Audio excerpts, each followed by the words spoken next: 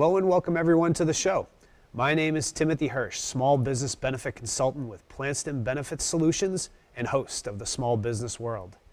Each episode on our show, we will bring on some of the brightest and best local business experts, and together we will gather their insight and seek their advice into the many aspects that come with running a small business in today's world. We all know it's not easy running a small business, but our guest here today is a great resource and has great resources to provide our small business owners. Today on the show, we have Dianne Connolly, a certified SCORE mentor and retired entrepreneur. Now, SCORE may and probably will be new to many of our viewers, and we will discuss what SCORE is later on the show. Dianne is a wonderful person, a knowledgeable mentor, and we are grateful to have her here on the show today. Thanks for being with us today, Dianne. Very glad to be here. Now, Dianne, just to jump right into it, obviously SCORE is, what you do now and really what people are gonna, watching the show are gonna wanna know about. So if you could tell us a little bit about SCORE. Absolutely. I'm part of a national group. There are some hundreds of us across the country. We're somewhat affiliated with the SBA. We're under the leadership of a national organization, but we're all volunteers. And there are younger people in our group, there are retired people in our group, but we bring a wealth of experience in the business world to the people that we serve. Volunteer under SCORE. All of our services are free. The mentoring that we do is at no cost. And the thing that drew me to SCORE was after meeting a number of people who are mentors, as I am now, you couldn't get 5 sentences into a conversation that somebody didn't say to you, well, I did pretty well and now I'd like to give back. So what it affords me, and I think a number of people in our SCORE chapter, is the opportunity to go back into some of the things that I did and think about some of the challenges that I faced and think about some of the problems I was able to solve. When you and I initially sat down and you were talking about, how do I become present in my community? How do I reach out and tell people that I'm here to help solve problems because of the insurance business that you're in and the really unique angle that you have on it? It was fascinating for me to be able to sit with you and say, okay, you're a lifelong member of this community. How do you get back in and start those conversations? So the things that I'm able to do for a lot of my clients are really fun for me because it takes me back to where I started. So obviously, full disclosure, I've worked with Dianne before and she was my mentor in SCORE. And I mean, when I say a wealth of knowledge, I know what my experience was, and it was absolutely amazing. That's good. And I came to you more at the beginning of my business. Yeah. Now, is that how most people come to you, or? We're across the board. We have a wonderful program called Compass, which is exclusively designed for in-business organizations, people with 3, 4, 5, 10, 30 employees who are doing a pretty hefty business across the board. But or maybe not surprisingly, if you're involved with your own business, you are so busy driving that business forward that a lot of the time you forget to step back and say, wait, what's the big picture? What's my real goal in doing this? Am I paying attention to all the parts of my business that need to be tended to instead of maybe just the ones that I'm good at? You and I have had this conversation, and Compass takes it to a new level because it takes business owners and it pulls them out of that foray for a while and says, okay, let's think about the basics. And they go through a questionnaire that's pretty sophisticated and pretty thorough. And then those business owners sit down with people from my chapter who have expertise in those different areas where maybe there's a weakness. So that's on the upper end of the businesses that we work for. I work with people who write in and say, I have an idea, where do I go from here? So there's the balance, and so that's what we do. Mm-hmm. Now, I know there's a lot of businesses you work with, and there's a lot of different elements to each business, but I'm gonna kind of go towards the newer business owner, the person kind of starting out, and say, what are some of probably the biggest missteps or ways that you see that they could not make those initial errors? Because I think we all look back at our business at some point and go, wow, how did we do that? Yeah, what was I thinking? I'm going to take it from the standpoint of the mentality of an entrepreneur, because I've been an entrepreneur most of my working life. You're an entrepreneur. A lot of the people that I work with who are thinking about starting a business are entrepreneurs. The biggest problem that I see with entrepreneurs is that they have way too many ideas, and they can't take enough sequential steps because they're all over the map. And it's great to have ideas, and it's wonderful to have new ways of approaching what you want to do. But if you don't prioritize, and if you don't, in a logical, sensible way, put the steps in place so that you finish 3 before you get to 4, instead of stopping at 3 and going to 8, that is without a question the biggest problem. I've worked with a couple of people who are self-described ADHD adults, and so what we do is we put a list together, and I have them put together what I call the 5-year book, and they'll go through an idea when you think you were working here, and all of a sudden they're talking about something over here, and I'll listen to it, and I'm really inclined to say, put that in the 5-year book, maybe around year 3 or 4, because you want to hold those ideas for where your company may someday be, but you've got to start with the basics, and if you don't, you're not going to get there. Yeah, makes a lot of sense. Yeah. Now, do you find yourself, sticking with people for that 5-year plan, and Yeah. it's not just a initial, you keep seeing them through it all? Just before I came here, as a matter of fact, I was walking out the door and my phone rang, and it was a client I've been working with for about 4.5 or 5 years. And I made the mistake of saying to her, as I often do, at the end of our first meeting, she said, well, how does SCORE work? And I said to her, well, essentially, I'm yours for life. For however long you need me, I'm yours for life.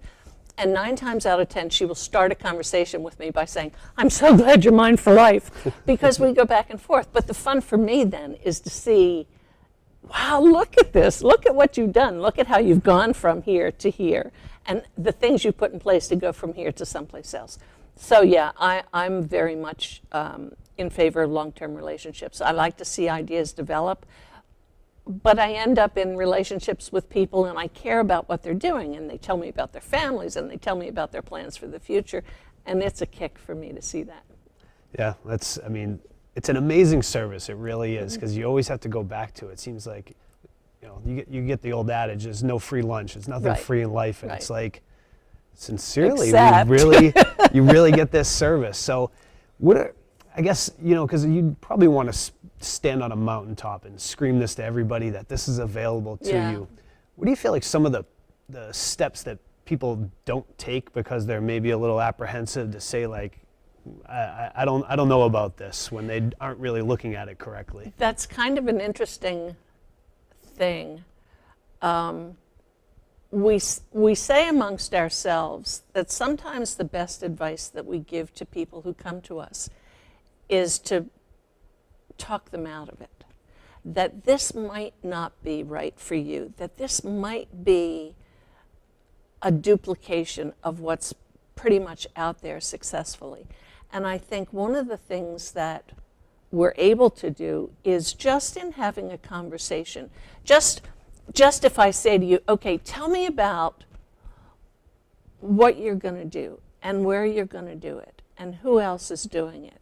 And if a lot of other people are doing it, how are you doing it a little bit differently? And if nobody else is doing it, is there a reason Red for flag, that? maybe. Yeah. Right, exactly.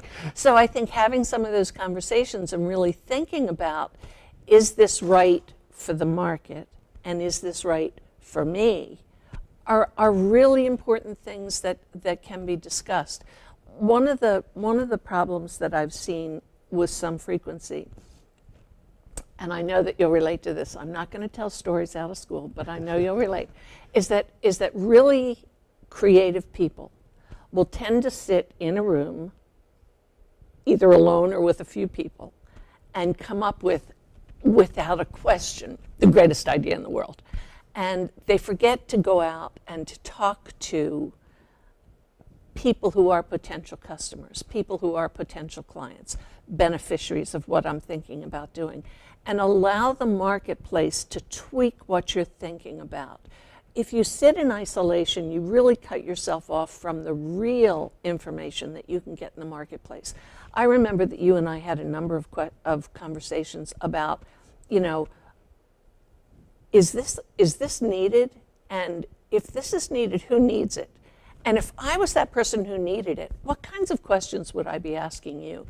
So that you began to think, although you were community focused anyway, you began to think about, yeah, you know, how is a potential client going to react to this? Am I trying to solve a problem that's real, or have I made the problem up? Do I really know what the problem is out there with the people that eventually I want to help?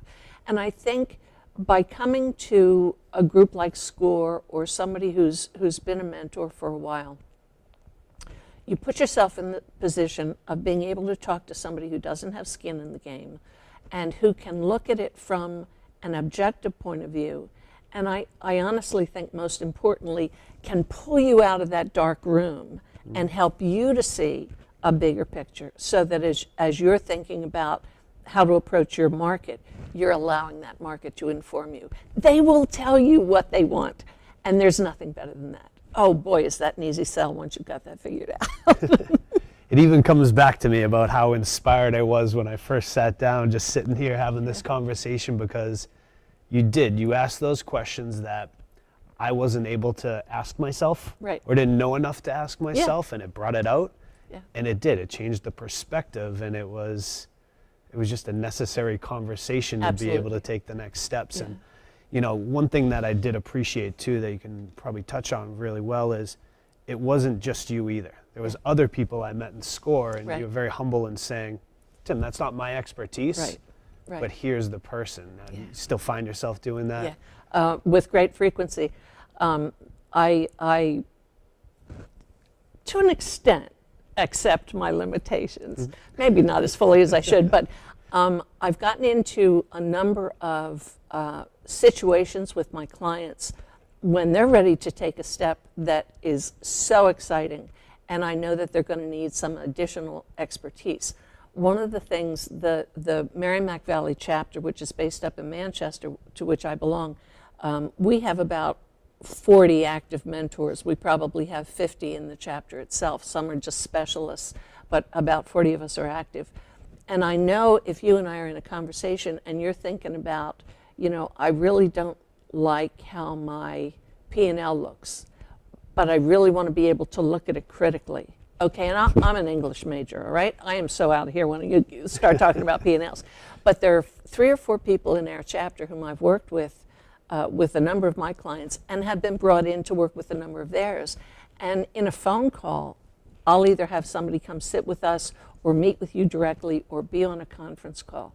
So I always feel when I go into a situation with a client, even if it's in a business that eventually I know is going to go past what I have either an interest or useful knowledge in, I've got 40 guys behind me who are ready to jump in and to help out. And that you trust, and you know I they really know their trust, stuff. and I know them, and we've worked together before, and it's a really comfortable situation to be in. And I think it's comfortable for the clients to know that, you know, that it's not just this one person who maybe is super at sales and marketing, but what about the rest of my business? You know, manufacturing people and process people and operations people and human resources people and finance people, and they're all available. Yeah, it's an organization. It's not just one person, and the way it functions, I've always been very fascinated. And I'm sure, obviously we're on PTV, Pelham Television here, you know, put it on YouTube, so it'll hopefully go a little further, but in Pelham, obviously it's a different type of market. I mean, we're 14 or so thousand people. Yeah. How does this differ for most small business owners from being in like a Manchester or a Boston, where you're a lot more urban? There's certainly a different atmosphere, and I work with folks obviously in Pelham and some of the towns in the area, and in Manchester and in Concord and so on and so forth. There is a different atmosphere. There's different competition. There's different expertise. 2 things, I think, occur to me when I think about it geographically. First of all, in a town like Pelham or Salem or Windham or any of the small towns in the area, A small business owner is going to run as fast as he can to get his business going. And I think sometimes, even though the chambers in this area are fabulous and there's some other resources, you forget that there might be something out there that really is going to be helpful. And the people in my chapter have worked both in big corporations and in small corporations. They've been entrepreneurs, as I have been, and they've been corporate guys. You have available to you, even though it's a relatively small town, some people who bring in international experience, if that's what you're looking for. So, why not, even if it's just for 1 or 2 meetings, why not tap into that? The other thing that I think makes a difference is that it begins to build a community of people that you begin to see outside of just where you are. The biggest problem, aside from prioritizing, no, really, I guess the biggest problem that a small business owner faces is that there are only 24 hours in the day. And you've this. And if you have a family or if you're participating in community activities or whatever, then you've cut that in half. So why not build a team of support for yourself? I mean, for goodness sake, you can't beat the price. and get some help to put your head in a bigger space, even though your community is smaller in size. So it just makes sense to me. And you're right in something you said a few minutes ago, and that's the fact that not a whole lot of people know about what we do and who we are. And I think if this is helpful to any small business owner out there, even if it's just one meeting, I think it helps you to feel that you're not in it alone. And since we're probably running a little short on time, maybe because I know there's that person sitting at home that's sitting there probably on the fence, but it's kind of one of those, I know I need it. Right. But unless someone's going to put this in front of me, so what do they really need to do to get rolling, or what's the first couple steps they need to take for that? It's so easy. If you go to our national website, which is score.org, they ask you to put in your zip code and find a mentor. You can also go to our local website, which is Merrimack Valley, one word, .score.org. And the first thing you'll see is request a mentor. You're asked a couple of questions, maybe 4 or 5, your contact information, and a general question as to what your business is and what help you're looking for. And then we get that information, and we look at your business area, and we look at the things that you feel you need help with, and we look at the professional backgrounds of the mentors that we have available, and we try to match you up with somebody who at least is in your ballpark. And then you start that conversation with that person, and then, as I said earlier, if you get to the point where you really need somebody who knows the internet, or you really need somebody who can figure out that P&L, we bring that person in secondarily. So that's all it takes. Score.org or MerrimackValley.score.org. Bingo, request a mentor. So just a little initiation, fill out a couple things, and away you go. Go have the meeting. Just sit down and go do it. Get out of your work bubble and make it happen. Well, it's really great, Diane. All right, we're going to leave it there today. That is our show. We would like to once again thank our guest, Dianne Connolly, for being with us today. You are a wealth of knowledge, and we are very grateful to have you here. Thank you for watching. I am Timothy Hirsch, and we will see you next time on The Small Business World.